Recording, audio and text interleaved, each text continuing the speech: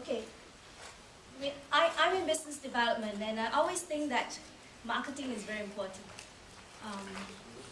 Because no matter how good your plan is, you may have the best product in the world, and you may have the best team in the world, but if you don't sell, you don't market properly, you don't identify the proper marketing strategy, is a failure. Okay, so I mentioned this, right? So who are your customers, right? What is your relationship with them? The relationship could be, you could be the principal, right? And your customers could be distributors. Right? You have different agents, resellers. Okay, so that's your customers. Or they could be the end users. So it's like B2B. Okay, so B2C, right? Your customers are anyone else on the street. So you have to really be very clear, right? How do you sell to your initial market? Okay, we always talk about starting small and then scale up, right? And at the same time, it's always good to test it out in a pilot, okay? And understand what's the behavior, okay? Before you define your marketing strategy, right? As I said, test it out and then selling to subsequent markets, okay? This is talking about scaling and expansion. So always remember 4 P's, right? It's very easy. Price, promotion, place, and product. Okay? So as long as you walk through this 4 aspects, right? So price, what kind of pricing strategy? Okay? Take note, there's a difference between price and pricing. Okay? So you may want to make, pricing means you could have different tier pricing, right? So it's a perception, right? Price is what people pay, right? But the perception of the pricing, whether it's expensive or it's cheap, then it creates the value in the mind, right? So like iPhone is actually not cheap, right? iPad is not cheap, but then it creates this premium product. So that's pricing, okay? So product, I mean, I'm sure, all of you will have come up with something, right? In this case, it could be service other than products. Place. Place means how you distribute, promote, okay? Whether you sell online, whether it's a retail shop, whether you sell via distributors, whether you sell directs, okay? So that's important to consider as part of the strategy. And the last part is promotion. Promotion is in a sense what we call marketing, right? So it's selling. It's constantly how you sell. You can sell, you probably heard about multi-level marketing, right? You can sell through that way. Or it could just be through your distributors. You appoint very good distributors. Or you connect with, if you have something that you can sell to McDonald's, just connect with the big players and sell through them. That's true promotion through them, it's selling through them. Okay, so you have to think okay, you have to cover all 4, but from my experience, usually about 1 or 2 will bring you ahead. Okay, it's not easy to have all 4. Okay, but you must cover the grounds for all 4. I hope you get what I mean, in terms of the strategy. Okay, competitive advantage, right? So, competitive advantage and intellectual property is one of the categories, right? It's the advantage to compete successfully, right? Where it's not just an advantage, it's not just a strength, it's being able to compete, okay? Where you are able, okay, to really sell in the market, right? To grow your business.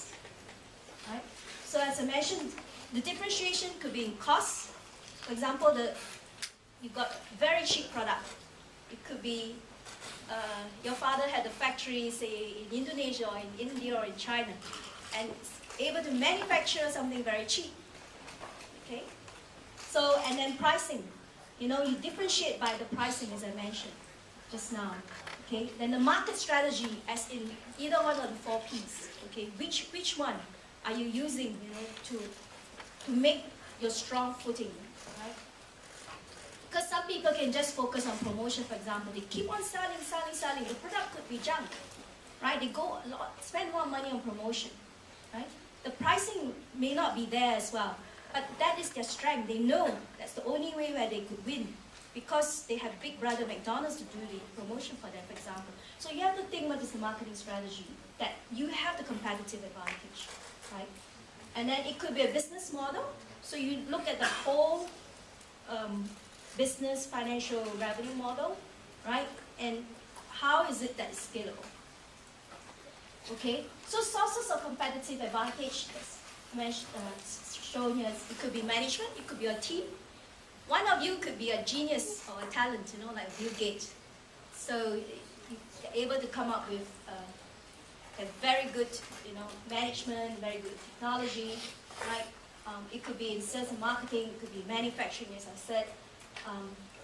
The other aspect to look at is your value chain.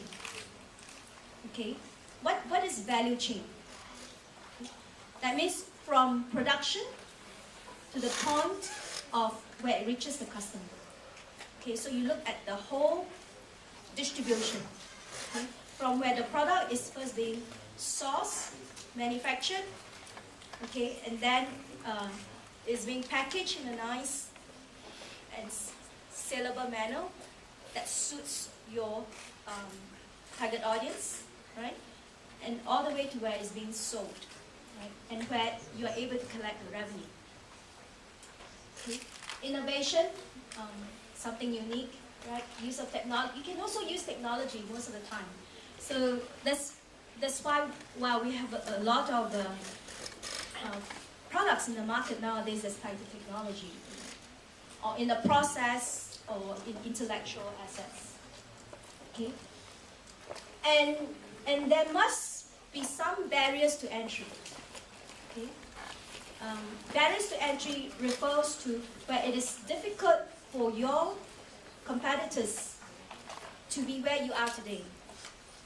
Okay, so you would have a competitor advantage, and that allows you to have a unique position. Okay? Sometimes, for startup, it may take time to build up. Okay, I must say that competitive advantage is not easy.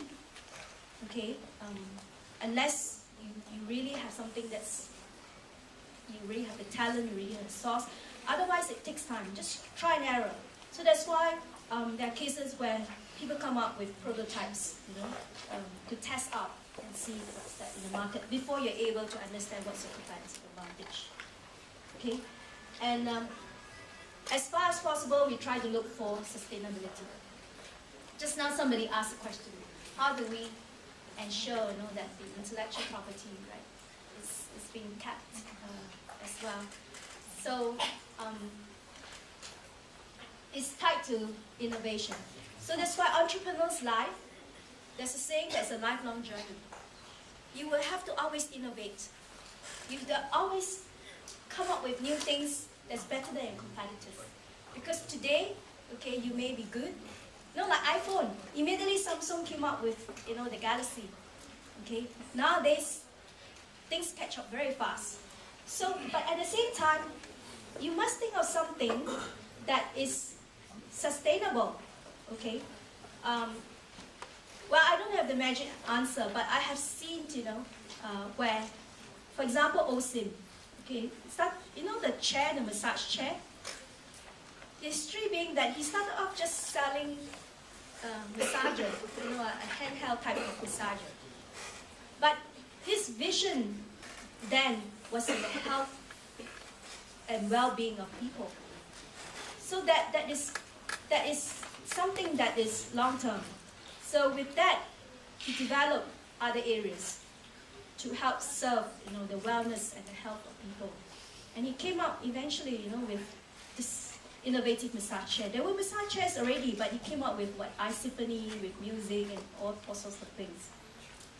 Okay, so the competitive advantage may come in, but think of something, so your vision is quite important in that sense.